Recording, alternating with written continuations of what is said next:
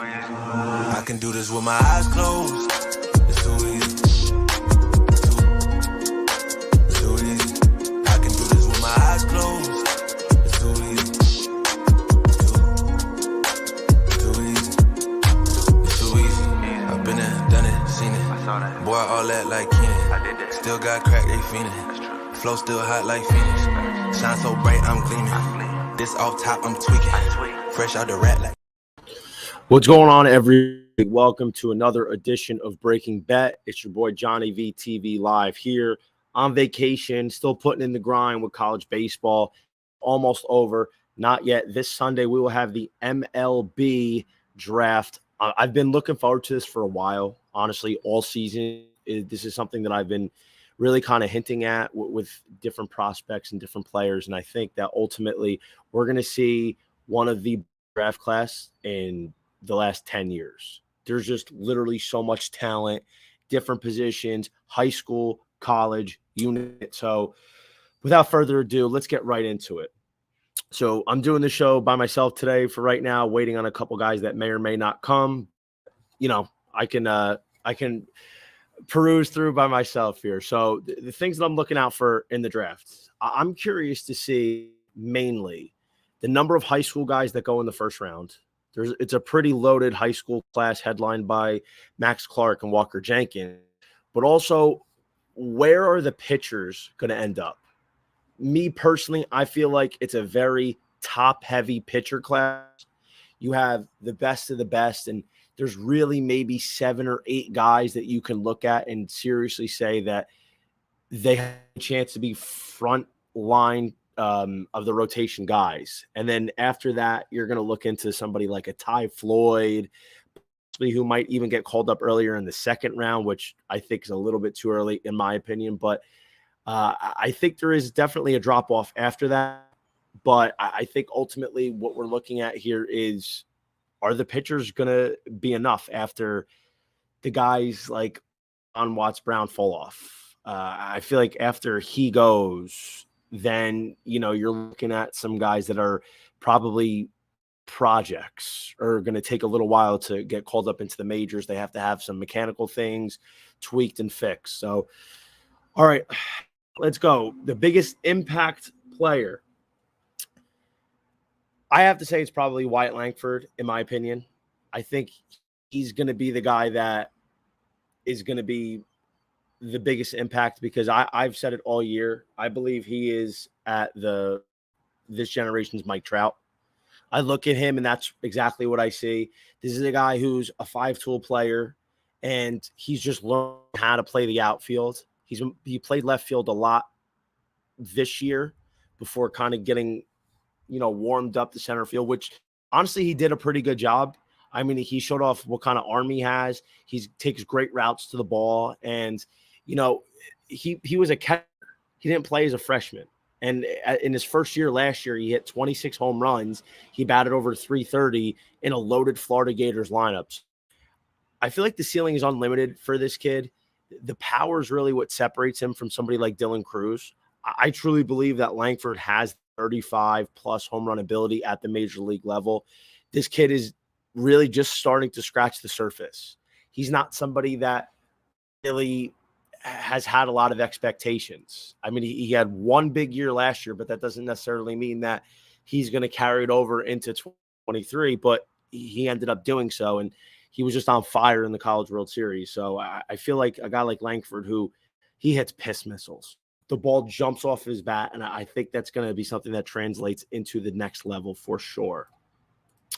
All right, before we get into the rest here, if you play a ton of Prize Picks like the rest of us at Karma, you definitely want to sign up for access to the Prize Picks Predictor on this site. It includes AI prop projections every day for NBA, NHL, NFL, MLB, college football, college basketball, WNBA, and more. Go to bet.com/JohnnyVTV and sign up today. All right, here is the longest question that I've been looking at for the last couple months, I would say. Who's going to go number one? Who should go number one? If you're asking me to put on my GM hat, and it's just, this is my opinion, speculation. This is not something that I've been with any internal forces. I think you should go Paul Skeens. I think he's the guy that should be there because he's a general pitching prospect. A guy like him, that they don't grow on trees. You might have to wait another 10 years to find somebody of his caliber. I mean, I also think Chase Dollander is right there with him, despite the down year that he had. But in a matter of speaking, you're not going to find a pitcher like this that you're going to be able to take at number one, possibly for a long time. And he's a guy who could come in right away this year and make an impact. Now, like downside, I understand he threw a lot of innings this year. He's a guy with a high velocity arm, and those are the guys that tend to get hurt. But you can't look at a guy and say, oh, he might get hurt, so I'm not going to take him. Like this is a franchise player. But if you're not really into going with the pitcher because you want to go an everyday guy in the lineup, I think it should be Wyatt Langford. So the trajectory of Wyatt Langford's movement in the market over the last week has been astounding. I don't know if you follow me on Twitter, you'll see that I gave him out at 25-1 on June 28th. He was the fourth choice in terms of odds off the board at that time. And I was like, that's wrong. There's no way, because when you break it down, if you don't want to go to the pitcher route, you have three logical choices with Dylan Cruz, Max Clark, Wyatt Langford. My opinion, I won't take the high school player. As good as Clark is and may project, the fact is you have three bona fide SEC superstars and you're going to pass on. Take Skeens out, then you have Cruz, Langford. And anybody that's followed me on this podcast, throughout the years, known, like, as much as I love Cruz, I think he's going to be a bar. He's got a high floor. He's got a good ceiling. The big difference between the two of Langford and Cruz is the power for Langford. And I think Cruz is, he's kind of shown what he's going to do. It's impressive. It's very important for a team to have a guy that gets on base like he does, play Gold Glove defense. He can hit to all parts of the field, but especially drive it to the backside. But at the end of the day, what more is he going to do? I don't see Dylan Cruz being a 30 home run guy in the big leagues, maybe unless he has one breakout season. But other than that, I feel like he's a guy that's probably going to, at best, average somewhere between 18 to 20 home runs, which, if you're got a guy that's batting 315, you'll take that. But I think the guy like Langford can really step it up. And, I'm so high on him all year. So I think, this movement makes sense. So now you're looking at a guy who came from 25-1 to now plus 150 betting favorite. The volatility of draft markets, I truly believe that if you want to go the option of position player, you should go Langford. That's just me. I mean, draft markets really, they're very strange. They're very strange movements because you got one little piece of information that gets fluttered around out there could be even a rumor, and it'll aggressively shift the market. I mean, to tell you the truth, none of this is really bettable in my opinion. I think if you didn't bet it at this point, I think you probably missed the boat here. I don't think Cruz is going to go number one, not only for the talent reason, not only for the fact that he doesn't allegedly want to play in Pittsburgh, but the financial ramifications that Scott Boras might want the Pirates to pay Cruz a slot of $10 million, which would be a way over slot, and Pittsburgh wouldn't want to pay that. It just doesn't seem like it would be logical Cruz goes there. On the other hand, reports that I've been reading and people I've been talking to are saying that Cruz wants to go to Washington, which just makes it a lot more realistic that he's out. Then you would think it's probably between Clark and Langford in terms of position players. And, Clark was somebody I also gave at 20-1. So, having both of those guys in the 20 and 25-1 ranges in your back pocket from a week ago, you're in position right now. And then if you did take that advice, and something that I think I might do myself, just in case of any surprises, is get on Skeens. Is that plus 225 right now? I mean, maybe it might keep going up if there's rumor that Langford is really getting solidified as the pick on Sunday. But then you maybe take a little bit of Skeens to hedge it out and just, kind of pot yourself some money there. All right, let's move on here. We got draft positions. So these are provided via DraftKings, and this is just really a lot of the guys they offered at the college level. I don't really do a lot of high school, so I wouldn't want to give that out. So the first guy that we could start off with here is Brock Wilson, the third baseman from the Wake Forest Demon Deacons. He had an absolutely incredible year, 31 home runs this year, and he was one of the main catalysts of this Demon Deacons run. Played great third base, and 26 and a half. I personally believe that Wilkin is the second best third baseman in this class. I think Yohani Morales is number one. That's just my opinion. But I think the fact is, like, Wilkin and Morales for most of the season, and even until just about like maybe a few weeks ago, were kind of being overlooked, potentially not even first rounders, which is preposterous.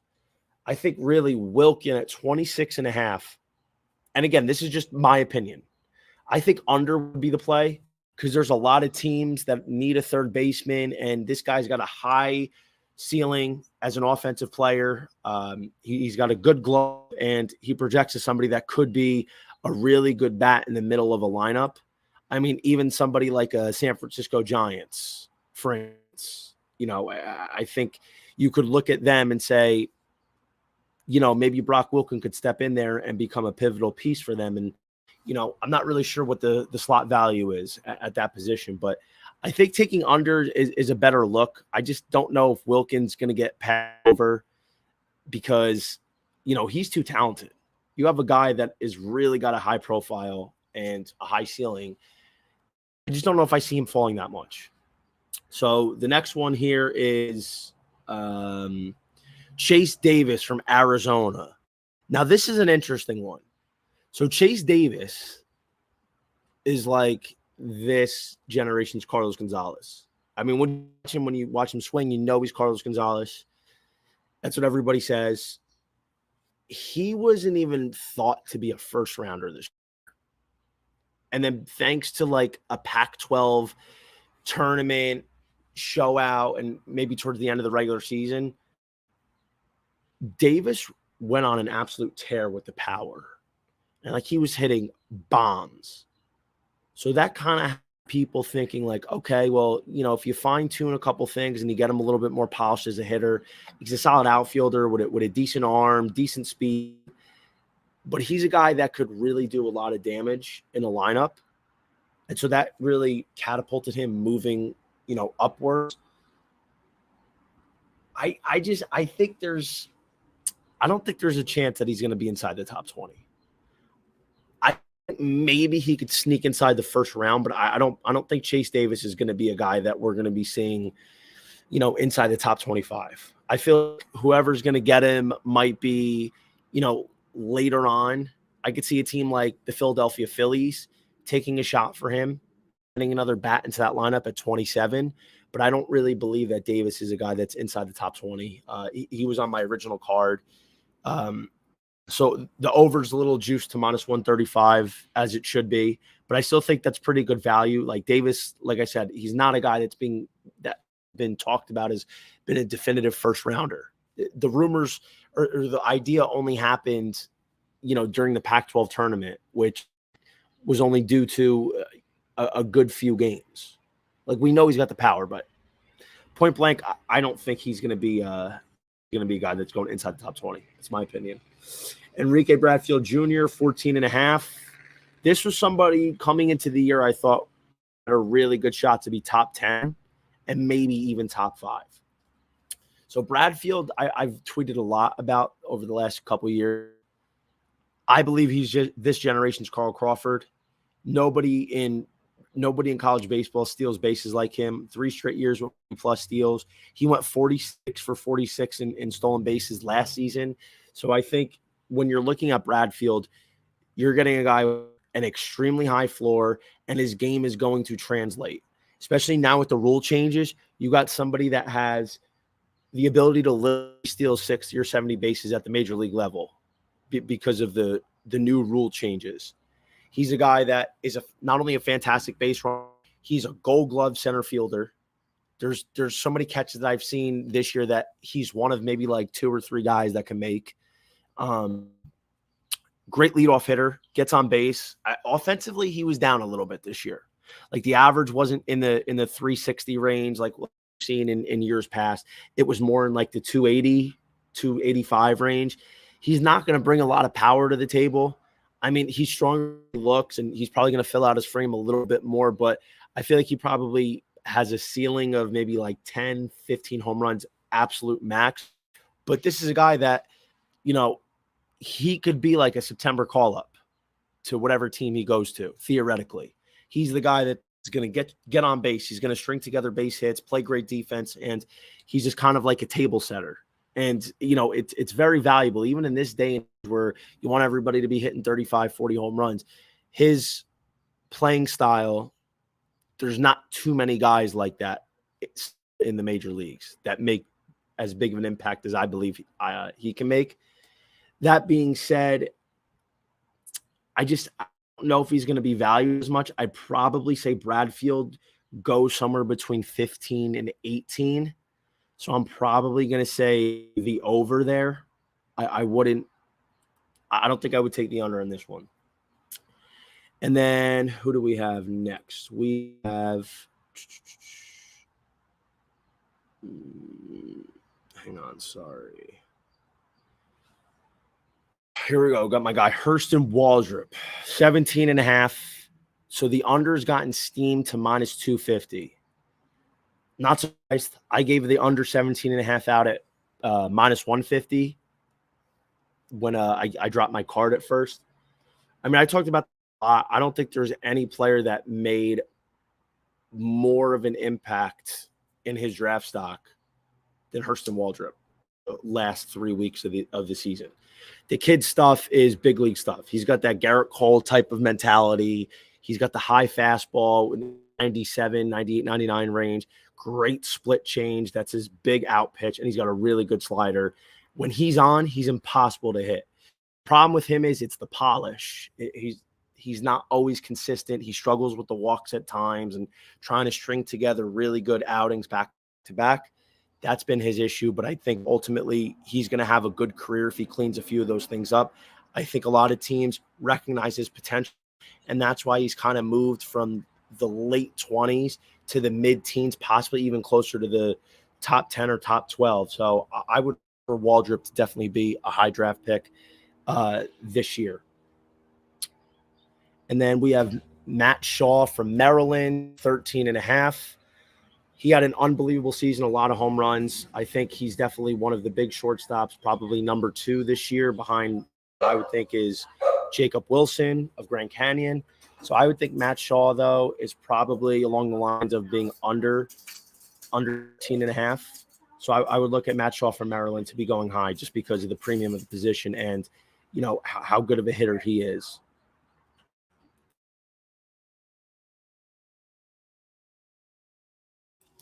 So moving on, we have now draft matchups to close it out. We have Caden Grice minus 210 over Trey Morgan. That moved aggressively. That was minus 130. And that was also something that was on my card. I think Caden Grice is somebody that really profiles as a two-way player at the big leagues. He actually won the John Olerud Award over Jack Caglione. And Grice is a better pitcher than Hags was, and he's a pretty good hitter. But I think in this regard that you can do 2 things with him. He can be the pitcher or the hitter, just depending on what team that drafts him really has in mind for him. And, maybe, who knows, he can do both. Whereas like Trey Morgan, I love Trey Morgan. I think he's awesome. I think he was arguably the best hitter on LSU after Dylan Cruz. He's a great first baseman. I don't know if he sticks at first base as a pro. He's a really good hitter, but he doesn't have a ton of power. I don't see the ceiling as a pro with him that I do Grice. So I think, though, at minus 210, that's too steep of a number. But if you want to lay a little bit for it, I think Grice is ultimately the choice here. Then you have another one that's actually my favorite. You have Rhett Lauder versus Chase Dollander.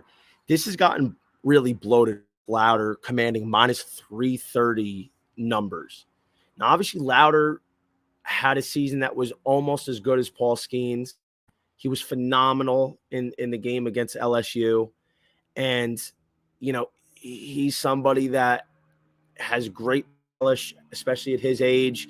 He's got the fastball between 93 and 97. He's got an unbelievable changeup, good slider, pitches with incredible composure. That being said, though, Chase Dollander, for people that don't know, he was being profiled and hyped to what Paul Skeens has been getting. Preseason, this was supposed to be Chase Dollander was supposed to be the number one pick, the Steven Strasburg. And because he had a down year, then people kind of forgot about him. But I think at the price at $250, it's worth taking a Dolly. I think Louder probably does go ahead of Dolly.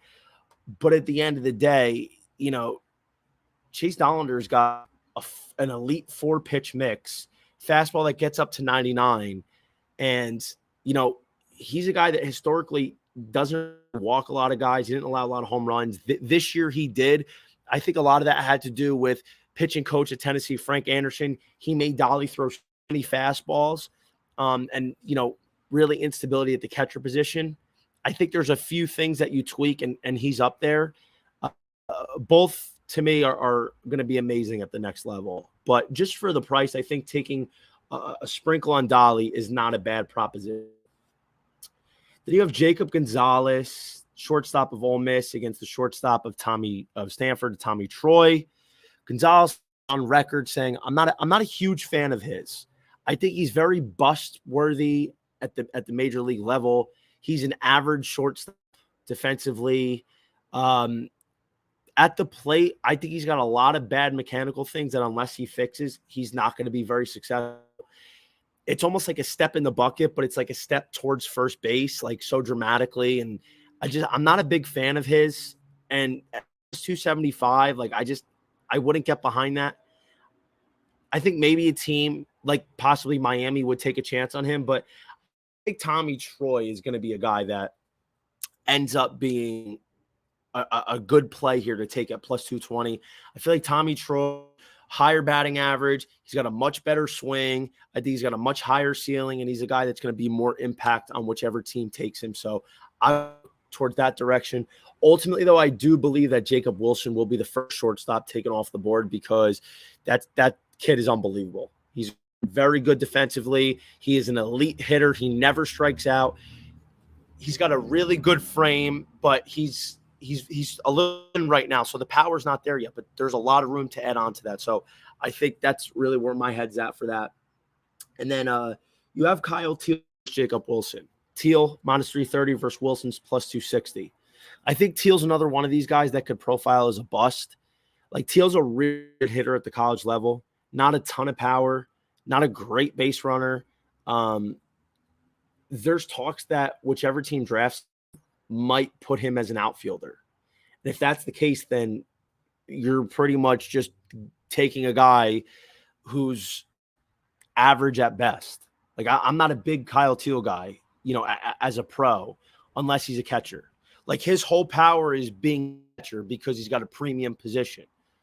But if you were to move him to an outfielder spot, then there's all these other players that you could take. So I think that's still way too big of a number to play around with. I probably will go Jacob Wilson because the shortstop is also a premium position and a higher ceiling for a guy like Wilson, especially once he starts getting on a major league nutrition program and a major league weightlifting regimen. I feel like Wilson's going to be a big impact player. I could see him go inside the top 8.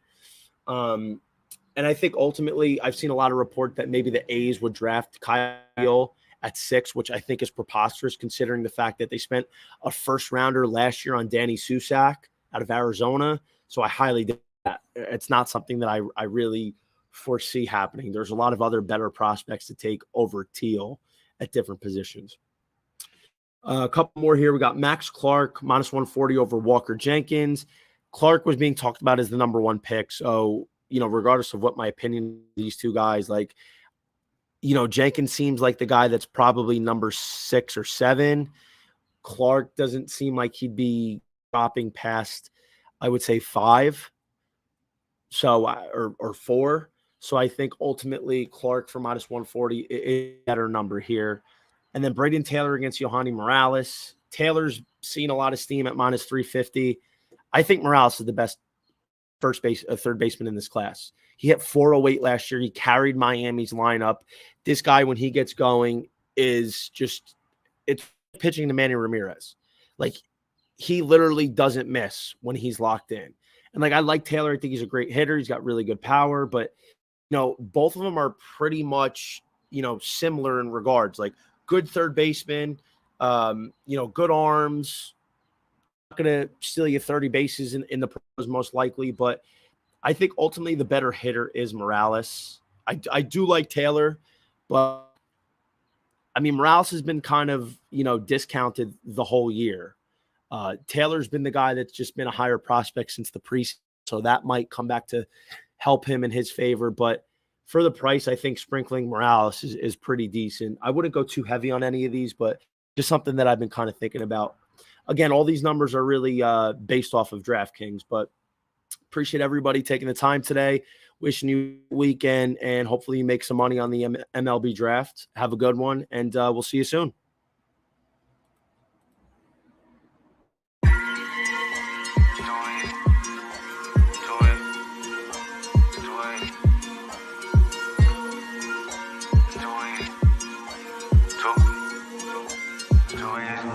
I can do this with my eyes closed.